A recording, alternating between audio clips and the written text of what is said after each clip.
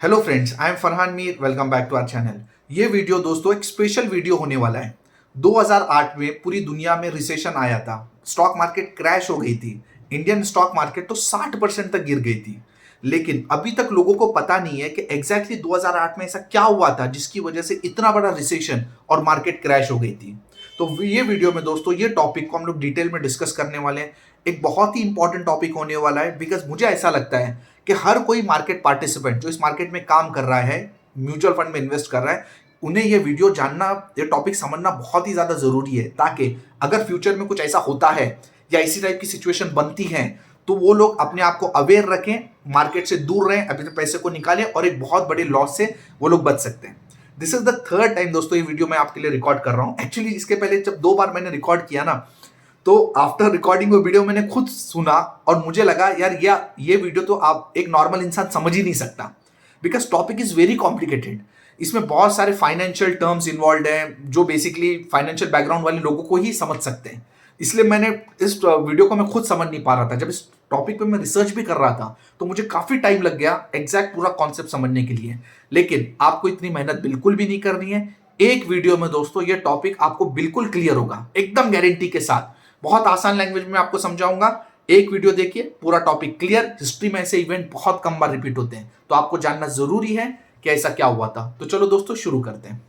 Directly हम लोग 2008 के क्रैश पे नहीं जाएंगे। ये समझने के लिए आपको थोड़ा सा बैकग्राउंड में जाना पड़ेगा कि इसकी शुरुआत कहां से हुई थी। लेट 1990s एंड अर्ली 2000 में, इसका मतलब 1997, 1998, 2000, 2001, ये टाइम पे दोस्तों अगर आप देखोगे ना तो यूएस में जो इंटरेस्ट रेट थे, बैंक के जो इंटरेस्ट रेट थे, एफडी के इंटरेस्ट रेट, ये बहुत ही कम थे। 1% के आसपास थे, 1-2% के आसपास बैंक के एफडी के रेट थे। तो बेसिकली इन्वेस्टर लोग ये नहीं चाहते थे कि अपना पैसा एफडी में रखें। अब इनका दूसरा ऑप्शन क्या बचता है? दूसरा ऑप्शन बनता है इनके पास कि लोग स्टॉक मार्केट में इन्वेस्ट करें। लेकिन जो 2000 के आसपास है ना, एक Y2K की वजह से मार्केट क्रैश हुई थी। Y2K, Y मतलब ईयर, 2 मतलब 2000। सो 2000 के आसपास एक Y2K इवेंट की वजह से बेसिकली मार्केट क्रैश हुई थी। अभी इवेंट था क्या? इसमें क्या हो रहा था यूएस में लेट 1990s एंड अर्ली 2000 में ना, जो ऑनलाइन जो वेबसाइट्स होती है, जो ऑनलाइन सेल करती है, ऑनलाइन जैसे अमेजॉन, फ्लिपकार्ट, ये जो वेबसाइट्स है ना, इनका मार्केट में ना बहुत ही ज्यादा मार्केट में बूम हो गया था। बेसिकली कोई भी वेबसाइट जो थी, जो ऑनलाइन कुछ चीजें सेल करती थी ना, इनको मार्केट बहुत ज्यादा वैल्यूएशन दे रही थी। क्रेजी पैसा लोगों के पास आ रहा था। किसी को भी पैसा चाहिए, कोई एक वेबसाइट बना दीजिए, लाइए, इन्वेस्टर का पैसा ले लीजिए। इनमें ना कोई ग्रोथ थी, ना कोई प्रॉफिट था, ना कोई रेवेन्यू था, और बुरी तरीके से मार्केट इनको वैल्यूएशन दिए जा रही थी। और ये वैल्यूएशन, ये जो बबल है, ये 2000 में फट गया। इसको बोलते हैं Y2K क्रैश। अब इसकी वजह से मार्केट गिर गई। अब इन्वेस्टर लोग स्टॉक मार्केट में पैसा डाल नहीं सकते, मार्केट की हालत बुरी है, एफडी में पैसा डाल नहीं सकते, इंटरेस्ट रेट भी खराब है। अब तीसरा ऑप्शन क्या बचता है? ये टाइम पे तीसरा जो ऑप्शन जो इन्वेस्टर को समझ आया वो था रियल एस्टेट। रियल एस्टेट में दोस्तों क्योंकि एफडी के रिटर्न बहुत ही कम थे, तो ऑब्वियस सी बात है इंटरेस्ट रेट भी बहुत कम थे। इसका मतलब होम लोन वो टाइम पे 1-2%, 1% पे होम लोन मिल रहा था। तो यूएस गवर्नमेंट ने भी ये देखा कि यार 1% पे इन्वेस्टर लोग होम लोन लेना चाहते हैं, तो इन्होंने बैंक को इंस्ट्रक्ट किया कि भाई आप दे दो होम लोन, 1% पे होम लोन दे दो, लोगों को लेने दो, ताकि सिस्टम में डिमांड आए। और उन्हें भी पता था, अमेरिका को भी पता था, अमेरिकन गवर्नमेंट को पता था कि ये जो होम लोन 1% पे सस्टेन नहीं कर सकते, ये आगे चल के बढ़ेंगे, लेकिन लोगों को इस बारे में बताया नहीं गया। लोगों ने 1% पे होम लोन लिया और ये लोग अपना घर परचेस करने लग गए। अब सीन देखिए क्या बनता है यहाँ पे।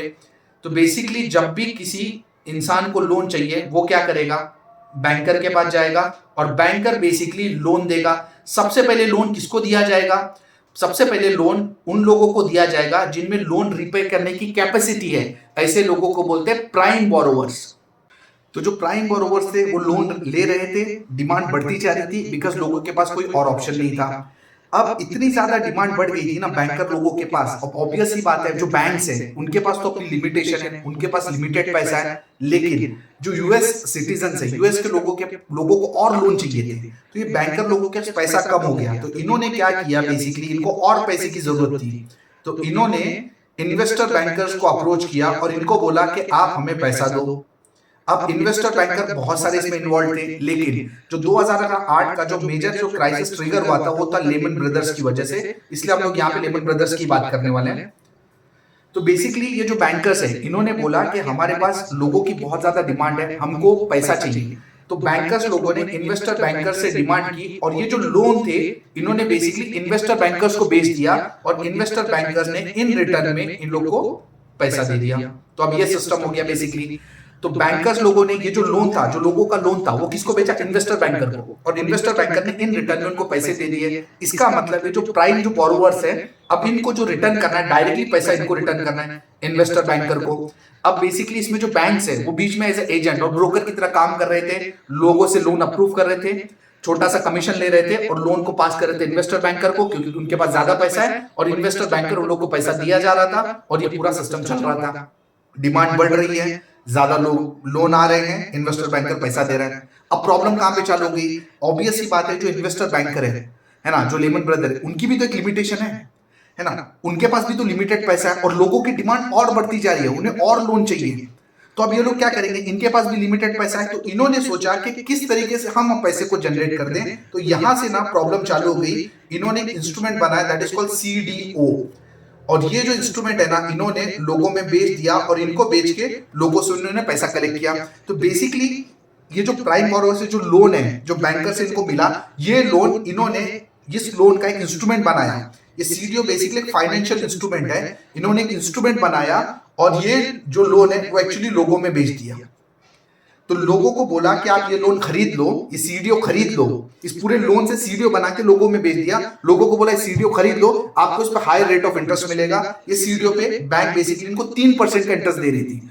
अब अगर डायरेक्टली बैंक में डाल रहे हैं, एफडी कर रहे हैं, तो 1% का इंटरेस्ट है। सीडीओ अगर वो खरीद रहे हैं तो 3% का इंटरेस्ट है। बट अब ये लोगों ने ये बोला कि भाई हम सीडीओ तो खरीद रहे हैं, लेकिन क्या गारंटी है कि ये जो सीडीओ है, सीडीओ बेसिकली क्या है? लोन है। मतलब प्राइम बोरोवर्स का लोन है। तो अब लोगों ने ये बोला कि जो सीडीओ है ये डिफॉल्ट नहीं करेंगे, मतलब ये जो लोन है ये प्राइम बोरोवर्स भरेंगे, इसकी क्या गारंटी है? तो बेसिकली इस सीडीओ को रेट करना पड़ेगा। इसके लिए आगे रेटिंग एजेंसीज, तो जो रेटिंग एजेंसीज हैं उन्होंने बेसिकली ये जो सीडीओज है ना उसको रेट किया और बताया कि ये सीडीओज अच्छे हैं। अब रेटिंग एजेंसीज में आप जानते हैं इकरा, क्रिसिल, ये रेटिंग एजेंसीज बीच में आ जाती हैं। इन्होंने बेसिकली सीडीओ को रेट किया, AAA+, AA, इस टाइप की रेटिंग होती है। और इस रेटिंग एजेंसी ने ये बताया कि ये जो लोन्स हैं ये सही लोन्स हैं। ये जो लोन जिन्होंने लिया हुआ है, जो प्राइम बोरोवर से ये लोग रीपे करने वाले, तो आप इस सीडीओ को सुकून से खरीद सकते हो, कोई भी इशू नहीं है। अब चल रहा था ये सिस्टम, अब डिमांड बढ़ती जा रही है। अब ये जो सीडीओज है ना, यहाँ पे ज्यादा डिमांड बढ़ गई। लोग सीडीओज खरीदना चाह रहे थे, बिकॉज सीन क्या है कि सीडीओ पे कितना % इंटरेस्ट मिल रहा था? 3%। अब लोगों को इसमें इंटरेस्ट आया कि भाई हमको सीडीओ चाहिए। अब ये लोग इन्वेस्टर बैंकर को प्रेशर करने लगे कि हमको और सीडीओ दो, हमको और सीडीओ खरीदना है, बिकॉज इस पे ज्यादा इंटरेस्ट रेट ऑफ इंटरेस्ट मिल रहा था। अब इन्वेस्टर बैंकर पे प्रेशर आ गया कि अब सीडीओ कैसे बनाए। तो इन्होंने बेसिकली बैंकर पे प्रेशर डाला कि हमको और लोन दो, जब आप लोन दोगे तो हम सीडीओ बना के इन्वेस्टर में बेचेंगे। अब बैंकर पे प्रेशर है, अब इनको लोन चाहिए। अब यूएस में तो ऑब्वियस ही बात है, जो प्राइम बोरोवर्स है वो तो लिमिटेड होंगे, है ना। जिन जिन को लोन देना चाहिए था उनको तो लोन दे चुके हैं लोग, तो अब क्या करेंगे? तो बैंकर ने अब सोचा अब पैसा तो हमको चाहिए, लोन तो हमको चाहिए क्योंकि आगे से डिमांड है। तो इन्होंने बोला भाई चलो कोई बात नहीं, आप प्राइम बोरोवर अगर नहीं भी हैं तो भी हम लोन देने को तैयार हैं। तो बेसिकली इन्होंने सब प्राइम बोरोवर्स को भी लोन देना चालू कर दिया। तो इसके लिए इस क्राइसिस का नाम पड़ गया सब प्राइम क्राइसिस। इसका मतलब ऐसे लोगों को लोन देने लग गए ना जिनकी रीपेमेंट कैपेसिटी नहीं है। वो लोग 1% तक तो रेट आराम से दे पाएंगे, और 1% से जैसे ही बढ़ जाता है वो लोग लोन नहीं दे पाएंगे। लेकिन इन्होंने देना चालू कर दिया सब प्राइम बोरोवर्स को भी। अब बेसिकली बैंकर्स ने वापस ये लोन इसको भेजा और वो सीडीओ यहाँ पे आ गए। अब समझिए कि कुछ सीडीओ जो पहले के सीडीओस थे वो प्राइम बोरोवर्स के थे, मतलब वो अच्छे लोन थे। अब जो प्राइम बोरोवर के जो सीडीओज हैं वो तो अच्छे हैं, है ना, वो लोग तो रिटर्न करेंगे पैसा, लेकिन सब प्राइम्स की भी सीडीओज जमा हो गए उसमें। और जो सब प्राइम लोगों के जो सीडीओज है एक्चुअली सीडीओ सही नहीं है, वो डिफॉल्ट करने वाले हैं। तो ये लोगों को ये सीडीओज नहीं देना चाहिए था। लेकिन अब इसमें गेम आ गया रेटिंग एजेंसी का। आम लोगों को कैसा पता चलेगा कि कौन सा सीडीओ अच्छा है, कौन सा सीडीओ प्राइम बोरोवर का है और कौन सा सीडीओ नॉन प्राइम सब प्राइम बोरोवर्स का है? वो लोगों को तो पता नहीं चलेगा। ये किसको पता चलेगा? रेटिंग एजेंसीज को। अब रेटिंग एजेंसीज ने क्या किया कि ये जो दोनों सीडीओज है ना इनको इन्होंने मिला दिया। एक्चुअली पूरा जो गेम खराब किया ना रेटिंग एजेंसीज ने खराब किया। अब इसमें पूरे स्कैम में ये डाउट एक्चुअली कि रेटिंग एजेंसीज को सच में नहीं पता चला या उन्होंने नहीं पता चलने का एक्टिंग किया पैसा वैसा लेके। ऑब्वियस सी बात उन्हें पता तो चला होगा। तो जो रेटिंग एजेंसीज है ना इसने भी पैसा लेके ये दोनों सीडीओज को मिक्स कर दिया मतलब बेसिकली अगर आप देखोगे ना, एक मूवी बनी हुई है बिग शॉट, ये पूरे जो क्राइसिस है ना, इस पे एक मूवी बनी हुई है बिग शॉट। उस मूवी में ऐसा सीन दिखाया गया ना ये रेटिंग एजेंसीज का, बेसिकली कुछ खराब फिश है, कुछ अच्छी फिश है। खराब फिश अच्छी फिश को मिला दिया, ग्रेवी बना दिया, मिक्स कर दिया, मिक्सर में पीस दिया और दोनों को एक कर दिया। तो रेटिंग एजेंसीज ने सेम काम किया, दोनों सीडीओस को मिला के लोगों को दे दिया। अब लोगों का प्रॉब्लम है कि कुछ लोगों के पास अच्छे लोन है, कुछ लोगों के पास खराब लोन है, मिक्स है। तो ये क्राइसिस यहाँ से बढ़ने लगी। अब जब सब प्राइम को लोन देने लगे तो ये सिस्टम और ज्यादा बढ़ने लगा। ये सिस्टम चल रहा था, सबके लिए विन विन सिचुएशन थी अब तक, क्योंकि प्राइम बोरोवर्स को लोन मिल रहा था, सब प्राइम को लोन मिल रहा था, बैंक को कमीशन मिल रही थी, इन्वेस्टर बैंकर को इंटरेस्ट मिल रहा था, जो सीडीओ होल्डर खरीद रहे थे उनको भी अपना इंटरेस्ट मिल रहा था, सब कुछ सिचुएशन सही थी। बट जब ये सिचुएशन एक्सेस हो गई ना, तो कुछ स्मार्ट इन्वेस्टर और ग्रुप ऑफ स्मार्ट इन्वेस्टर, एक माइकल बेरी, ये बहुत ज्यादा फेमस हुए पूरे इसमें, डॉक्टर माइकल बेरी। एक्चुअली ये एक सर्जन थे, न्यूरो सर्जन थे, डॉक्टर माइकल बेरी। इन्होंने देखा कि भैया इस सिस्टम में बहुत कुछ गड़बड़ हो रहा है, और ऑब्वियस सी बात है ऐसे बहुत सारे इन्वेस्टर लोगों ने देखा कि सिस्टम में गड़बड़ है। ये जो सीडीओ आ रहे हैं ना, ये सीडीओ डिफॉल्ट होने वाले, बिकॉज ये सीडीओ ऐसे लोगों के हैं जो सब प्राइम बोरोवर्स हैं, जो लोन रीपे नहीं कर सकते। और मूवी में क्लियरली ऐसा बताया हुआ है कि ये लोगों ने, माइकल बेरी ने जाके बहुत सारी जगहों पे लोगों से, इन्वेस्टर से मिला, वो जो लोन लेने वाले हैं, और उनकी सिचुएशन देखी, और ये देख के उसे पता चला कि ये लोग तो कभी रीपे कर ही नहीं सकते। एक्चुअली मूवी में ऐसा सीन भी है कि बाहर गर्ल जो रहती है उसने भी 3 फ्लैट लिए हुए थे, ऐसा मूवी में दिखाया हुआ है। तो बेसिकली माइकल बेरी को ये पता चल गया, भाई ये जो है ना, ये जो सीडीओ है, ये पूरे डिफॉल्ट होने वाले टाइम पर आने के बाद, क्योंकि सब प्राइम बोरोवर अपने लोन को दे नहीं पाएंगे। तो माइकल बेरी ने बोला, भाई मेरे को सीडीओ खरीदना नहीं, मेरे को सीडीओ को शॉर्ट करना है। माइकल बेरी ने क्या बोला, मेरे को सीडीओ को शॉर्ट करना है। इसका मतलब है वो ये चाहता था कि वो सीडीओ को बेच दे, है ना। अब ऑब्वियस सी बात है, सीडीओ कैसे बेचेगा, है ना। अब ऐसे तो कोई ऑप्शन था नहीं फिलहाल वो टाइम पर कि सीडीओ को बेचा जा सके। तो अब इसने इन्वेस्टर बैंकर को फोर्स किया कि भाई मेरे को इस सीडीओ को शॉर्ट करना है, मेरे को बेचना है। क्योंकि स्टॉक मार्केट में आपको पता है कि दोनों चीजें होती हैं, है ना, शॉर्ट सेलिंग भी होती है, पहले बेचकर बाद में खरीदना है। तो माइकल बेरी ने इन्वेस्टर बैंकर को बोला, मेरे को सीडीओ को बेचना है। अब इन्वेस्टर बैंकर भी इतनी लालच में आ चुके थे, उनको तो ऐसा था भाई जहां से मिले बस पैसा मिले। तो इन्होंने क्या किया, एक नया इंस्ट्रूमेंट बना दिया, वो था सीडीएस। इन्वेस्टर बैंकर लोगों ने एक नया इंस्ट्रूमेंट बना दिया, उसको बोलते हैं CDS, that is credit default swap. इसका क्या मतलब है, इन्होंने बेसिकली ये जो सीडीओ थे ना, इसको इंश्योर कर दिया। ठीक है, पहले तो सीडीओ को इंश्योर करने की जरूरत क्यों पड़ रही थी, क्योंकि जो इन्वेस्टर थे ना, वो भी कहीं ना कहीं टेंशन में आ रहे थे कि ये जो सीडीओज हैं, रेटिंग एजेंसी बोल रही है कि सीडीओ बढ़िया है, सब कुछ ठीक है, लेकिन फिर भी क्या गारंटी है, मतलब कोई तो हमारे को भी गारंटी मिले ना कि भाई अगर कल को ये सीडीओ ने डिफॉल्ट कर दिया तो हमारे साथ क्या होगा, कोई तो गारंटी हमको भी चाहिए। तो बेसिकली उस सीडीओ को इंश्योर करने के लिए नया प्रोडक्ट बना सीडीएस।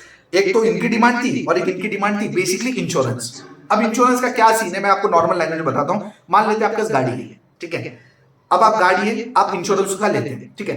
पहले तो आप समझिए, अगर आप गाड़ी का इंश्योरेंस लेते हैं तो आप क्या सोचते हैं, है ना, वो इंश्योरेंस का पैसा चाहिए ये आप नहीं सोचते। हम बस ये सोचते हैं कि भाई हमारी गाड़ी सेफ रहे, हम अननेसेसरी एक्सीडेंट नहीं कराएंगे, एक्सीडेंट करा देंगे ताकि इंश्योरेंस क्लेम कर सके, हमारी ऐसी इंटेंशन नहीं होती। हम ये सोचते हैं ठीक है, हमारी एक 7-8 लाख की गाड़ी है, 10-15 हजार का इंश्योरेंस प्रीमियम है, चलेगा, गया तो गया, लेकिन गाड़ी को डैमेज नहीं होना चाहिए, ये हमारी सोच होती है ना। अब ये केस में सिचुएशन क्या हो रही है, जिनके पास सीडीओ है, ठीक है, मान लो जिनके पास 7-8 लाख के सीडीओ हैं, वो अपना सीडीएस खरीद रहे हैं, 10-15 हजार का प्रीमियम देके खरीदे, यहां तक तो सिचुएशन ठीक थी, है ना।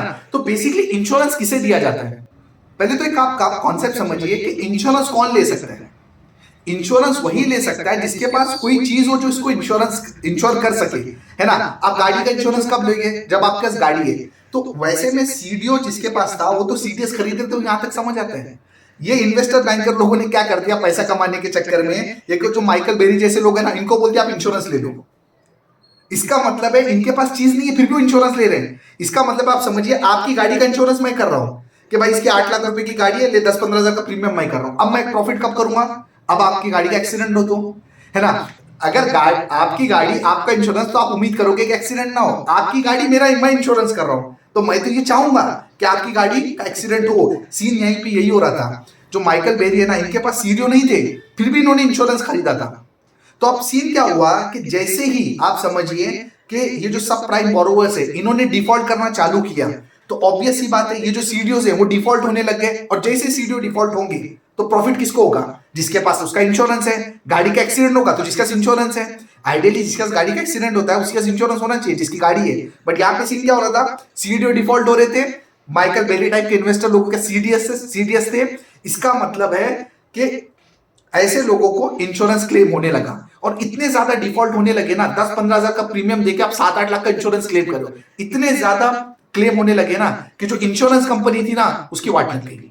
अब ये पूरे केस में जो सीडीएस देने वाली जो मेन इंश्योरेंस कंपनी थी वो थी एआईजी, है ना। आज के दिन में जो हम टाटा एआईजी के नाम से जिसको जानते हैं, टाटा इंडिया की है, एआईजी यूएस की है। तो एआईजी जो इंश्योरेंस कंपनी थी ना उसकी वाट लग गई, वो इंश्योरेंस क्लेम दे दे के परेशान हो गई। अब पूरे सिस्टम में आप समझिए लोग यहां से डिफॉल्ट करने लग गए, सीडीएस दे के एआईजी लूट गई और दूसरा लूटा कौन, वो लूटा था आपका इन्वेस्टर बैंकर। ये जो इन्वेस्टर बैंकर है लेमन ब्रदर, क्योंकि इसके पास लोन आ नहीं रहे थे, बैंक वाले तो सेफ हो गए थे। तो इस तरीके से ये जो पूरा जो स्कैम है इसमें दो लोगों का सबसे बड़ी प्रॉब्लम हो गई। एक था इन्वेस्टर बैंकर जो कि आपका लेमन ब्रदर है, और जो दूसरा था वो था एआईजी इंश्योरेंस कंपनी। तो ये पूरा दोस्तों स्कैम ऐसा निकल के आया। इसकी वजह से देखा जाए तो यूएस की जो पूरी इकोनॉमी है वो कोलैप्स हो गई। ऑब्वियस सी बात है, लोग जब घर नहीं दे पा रहे थे तो गवर्नमेंट ने घर को जब्त कर लिया। घर की डिमांड इतनी ज्यादा बढ़ गई थी ना कि जो घर मान लेते 1 लाख का बिकना था वैसे 5 लाख का हो गया। तो अगर गवर्नमेंट ने वापस भी ले लिया तो भी क्या कर लेगी गवर्नमेंट, क्योंकि खरीदारी नहीं था। इस तरीके से पूरी गवर्नमेंट की इकोनॉमी, पूरी यूएस की इकोनॉमी कोलैप्स हो गई थी, जिसका असर यूएस के स्टॉक मार्केट पे भी दिखा। स्टॉक मार्केट क्रैश हो गई। ये जो मूवी है बिग शॉट, ये मूवी में लास्ट में एंड में दिखाया कि लोग ऐसा अपना सामान वामान लेके निकल रहे हैं, मतलब जा रहे हैं, इतनी बुरी तरीके से हालत खराब हो गए थे, मार्केट भी क्रैश हो गई थी। और उसका असर दोस्तों इंडियन मार्केट पे भी पड़ा था। हालांकि देखा जाए तो इंडिया में ऐसा कुछ भी नहीं हुआ था, पूरा जो स्कैम था वो पूरा यूएस का स्कैम था। लेकिन ऑब्वियस ये बात है, जब भी बड़ी इकोनॉमी जब भी इफेक्ट करती है ना तो आसपास वाली छोटी पूरी इकोनॉमीज भी प्रॉब्लम में आ जाती हैं। इसकी वजह से इंडियन स्टॉक मार्केट 60% तक गिरी थी। तो 2018 में 2008 में जो बेसिकली जो मार्केट ने टॉप लगाया था ना, वो मार्केट का टॉप 2014 में निकला। इसका मतलब है अगर कोई इन्वेस्टर ने 2007-8 में पैसा डाला होगा ना, तो एक तो उसने 60% अपने पोर्टफोलियो को ड्रॉ डाउन देखा, 100 रुपए का चीज 40 रुपए बच गई थी, ठीक है। इतनी हिम्मत होने के बाद भी अगर कोई होल्ड कर पाते तो बहुत बड़ी बात है। जिन्होंने हिम्मत दिखाई होल्ड कर पाए, उनका जो रेट है ना वो 2014 में आया। तो दोस्तों इंपॉर्टेंट ये चीज है ना कि पैसा डालना ही इंपॉर्टेंट नहीं है, आपको पता होना चाहिए कि पैसा निकालना भी कब है। Stock market is all about timing, तो आपको पूरा सिस्टम समझना है। I hope this entire story of 2008 is clear to you what had happened. अगर आप आज के दौर में कंपेयर करेंगे तो ऐसी कोई भी सिचुएशन मार्केट में नहीं है। तो आई होप आपको टॉपिक समझ में आ गया। So that's it for this video. अगर आप भी सोच समझ के इस मार्केट से पैसा बनाना चाहते हैं कि कोई हो आपके साथ जो 2008 टाइप की अगर सिचुएशन कभी आती है तो आपको कोई इन्फॉर्म कर सके कि भाई अब बस हो गया, मार्केट से पैसा निकालना है। अगर आप ऐसा कोई गाइड या मेंटोर चाहते हैं जो आपको बताए कि कब पैसा डालना है, कब पैसा निकालना है, तो हमारे साथ जुड़िए। आप डिस्क्रिप्शन में मैंने लिंक दिया हुआ है म्यूचुअल फंड का, आप उस लिंक पे जाइए, अकाउंट ओपन कीजिए, मुझे व्हाट्सअप कीजिए, मेरे साथ आप मैं आपके साथ एक कॉल करूंगा, कन्वर्सेशन करूंगा, आपकी रिक्वायरमेंट समझूंगा। थ्रू आउट दिस जर्नी आपको मैं गाइड करूंगा, कब पैसा डालना है, कब पैसा निकालना है, कितना डालना चाहिए, सब कुछ आपको मेरी तरफ से गाइडेंस मिलेगी कंप्लीटली फ्री। और अगर आप सीख समझ के काम करना चाहते हैं तो डिस्क्रिप्शन में मैंने आपका लिंक दिया हुआ है, वहां जाइए, हमारे कोर्स में एनरोल कीजिए और सीख समझ के आप किस्मत बनाइए। So that's it for this video. बहुत ही जल्दी मिलते हैं अगले वीडियो के साथ। अगर आपको टॉपिक समझ आए तो वीडियो को शेयर कीजिए, चैनल को सब्सक्राइब कीजिए। Wish you all the best, अपना ख्याल रखिए। Thank you.